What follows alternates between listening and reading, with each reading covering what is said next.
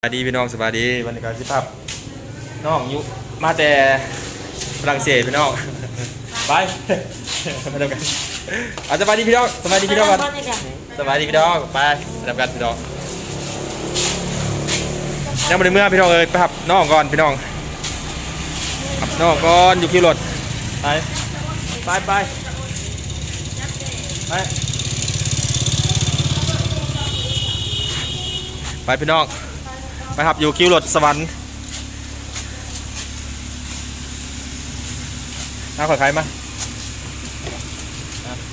ไปไป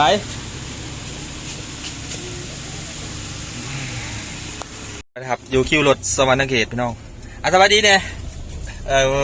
นั่งเนี่ยสบายดีบ่สบายดีเดี๋ยวบ่จบหลายนางโบนี่ฮันเดี๋ยวดิคือเขาเฮียนนี่ตีแต่บ่บอกเนาะยกมือสบายดีแล้วเดี๋ยวนี้เดี๋ยว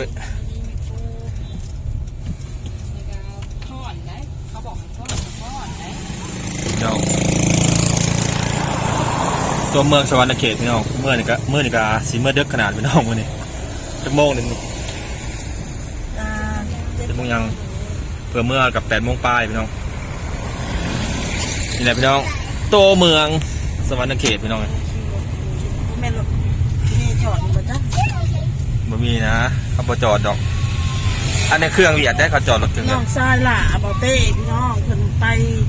ตัวหานอันนี้มันบุกเพ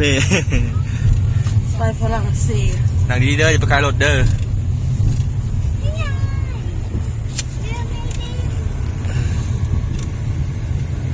นี่พี่น้องขี่รถกลับประมาณไอติมวะลักเดียวพี่น้องลักเดียวหรือ2 ลักทอดต่อ2 ลักทอดเลยพี่น้องฮอดแล้วฮอดลักบ่ฮอดลักพี่น้องไก่กับเพื่อนเต้พี่น้องฮอดลักประมาณ500 เมตรเนาะวงเวียนพี่น้องนี่วงเวียน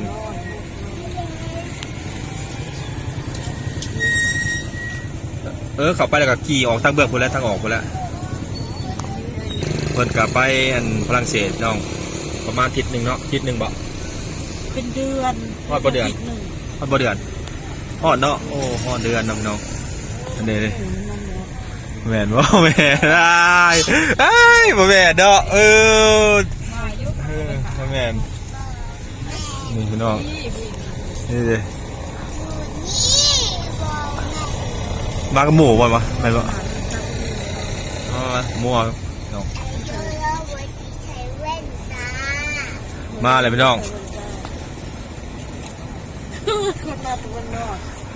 คือคนมาแต่นาฝรั่งเศสพี่น้องสบายดีหมู่เพิ่นพี่น้องกะไปนำกันบ่นี่กะออกลงเลยมาฮอดเลยพี่น้องไปขึ้นเมื่อมาหับอยู่ที่รถพี่น้องเลยมาฮอดเลยพี่น้องเป็นได้อยู่นะฝรั่งอ่ะหนาวอยู่บ่14-15 องศามายุงกับมีอยู่บ่ยุงบ่มีเนาะยุงอยู่ฝรั่งบ่พัดลมบ่มีพัดลมเลยบ่อยากมาเลยว่าไปเที่ยวฝรั่งเศส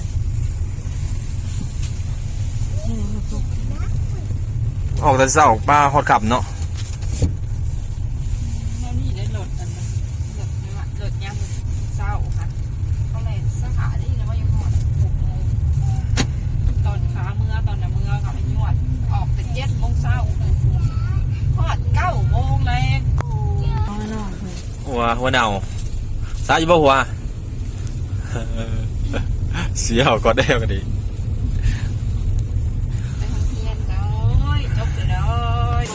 มาฮอดแล้วกอดกันโอ้ยสำไปเป็นปีมัวแห้งเลยโทรศัพท์เป่าเต้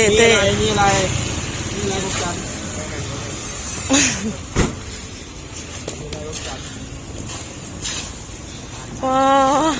โทรศัพท์เต้อายุวิกอดเด้แล้วกอดเด้มา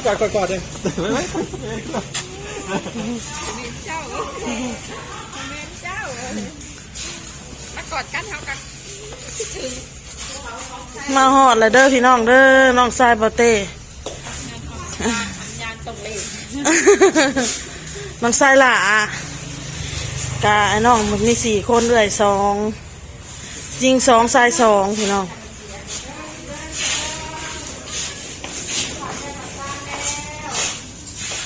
มาหอดจอดเทิงเลยเด้อผู้เป็นห่วงก็เป็นห่วงเตรียมหมูกระทะถ่า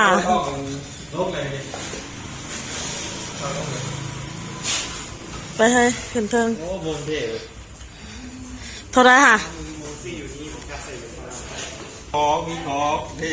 ของฝากจากฝรั่งเศส อะไรเอ่ยอยู่ข้างใน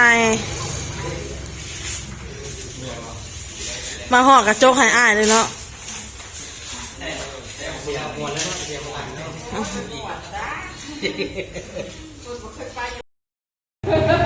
มาจากเมืองฝรั่ง คนไหนขอบคุณเด้อ ของฝากจากฝรั่ง ของฝากจากฝรั่งเศส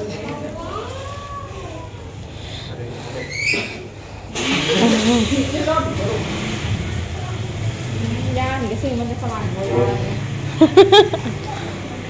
ช็อกโกแลตจากเมืองฝรั่ง ได้คู่คนเพิ่นว่าเพิ่นซื้อมาต้องคู่คน เอาไหนแม่ ขอบใจหลาย แม่กินช็อกโกแลตนัว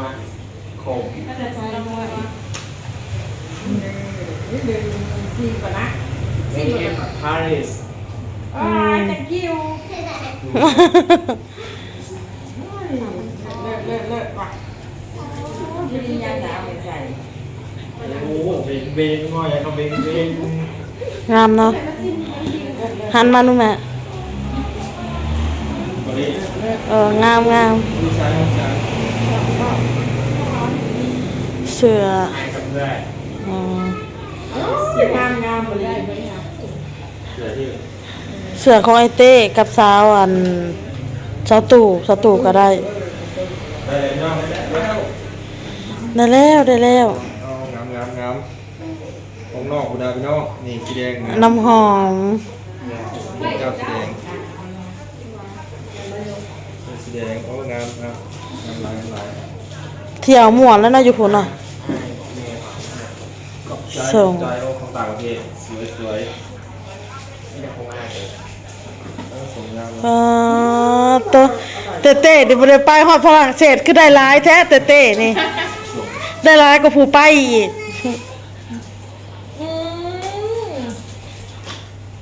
สวย ผมแดก ของผู้ใหญ่บ้าน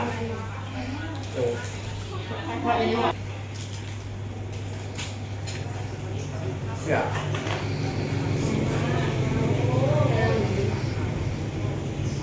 สวยพี่น้องเสื้อกีฬา สวยของฝากจากฝรั่งเศสเด้อพี่น้องเด้อ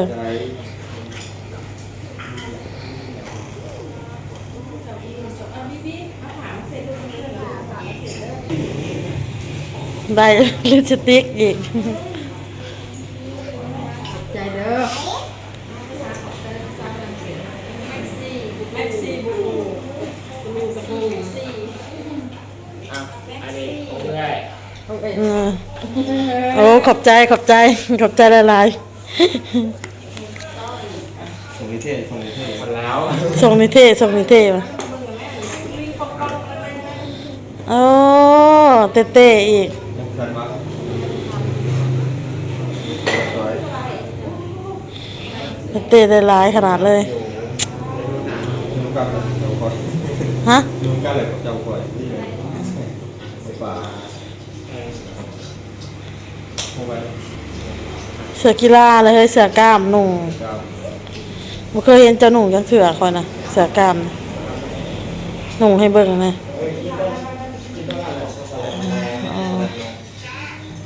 อันนี้ไงเอานอนครับเอาเล่นเอาเป ขอบใจหลายๆเด้อเขามาฉลองคาเฟ่ทะเลเนี่ย ตัวแฟนอ่านอยู่ในอันนั้น อ่านเบิ่งในซองเนาะเราเขียนใส่ในซองว่ามีของไผแน่ ตอนแรก มันจะไปซื้อเหรอ แย่ จะได้ซื้อหน้าไปดีป่ะไม่อยากอันนี้มีนักหรอ ภาษาไทยชื่อไม่แล้ว เมียนยังเลยพี่น้องว่าอีหยังนี่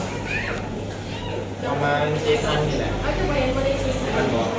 แจกเนาะ 8 อันบ่อยู่ในซองหั่นแหละเดี๋ยวสิเบิ่งมีของไผแหน่พี่น้อง ของฝากจากฝรั่งเศส ของฝากจากฝรั่งเศสเก็บไว้เป็นที่ระลึกพวงกระแจพี่น้อง เป็นยังก็เลยกุมารีบ่หรือยัง พวงมะลิว่ะ พอเที่ยวเป็นโจ พวงมะลิว่ะท้าวสุริละมอน เมื่อรู้ว่ากันกุมารีเนาะ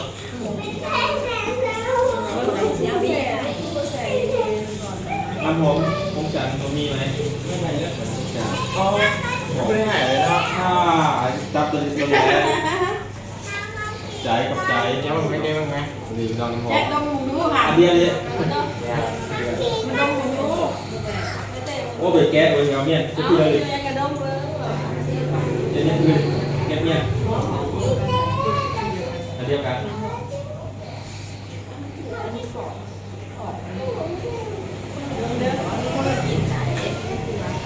แก๊สนี้แก๊สเบิดแก๊สเฮ้ยเจ้าครับเจ้ากันกล่องเนี่ยนะแต่แล้วไปขายต่อ เลยได้ไปขายต่อว่ะ อันนี้อันคนดำๆนะเนี่ยคนคือกล้ามไทยอยู่คนไทยนะในติ๊กต็อกนะ หายแล้วคนน้อยหายแล้วคนกินคือกันบ่ อะไรเนาะมีช็อกโกแลตมีอันนี้หมูอบดอกนะมีนั่นเป็นแจ๊อิชิโน่ดอกเลย ถึงร้านเต้และร้านอ้นสำหรับพี่น้อง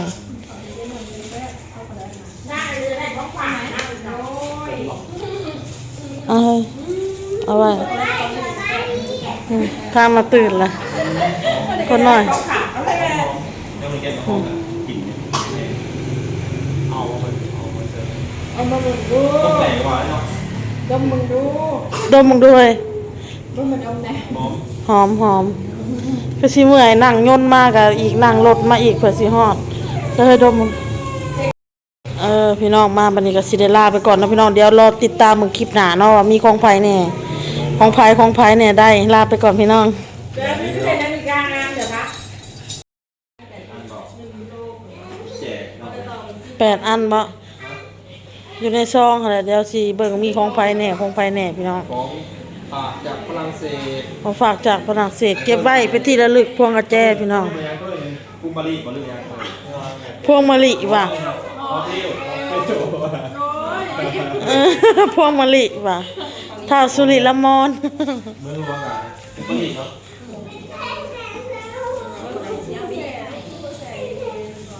มันผมจันมันมีไหมอ๋อไม่ได้หายเลยนะถ้าจับตัวนี้ตัวนี้ใจกับใจเนี่ยมันไม่ได้บ้างไหมหรือนอนหอ ดมมึงดูค่ะ อันเดียวเลย มันดมมึงดู โอ้เบิดแก๊สเลยเอาเนี่ยจะพูดเลยเดี๋ยวนี้คือแก๊สเนี่ยอันเดียวกัน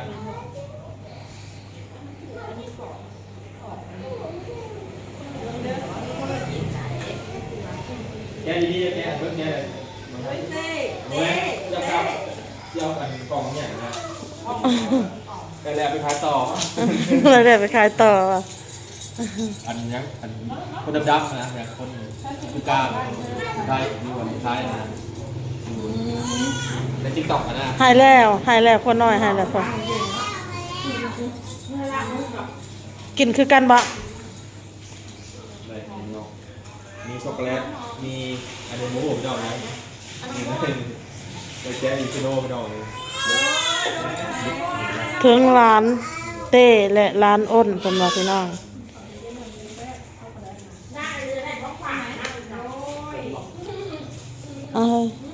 เอาไว้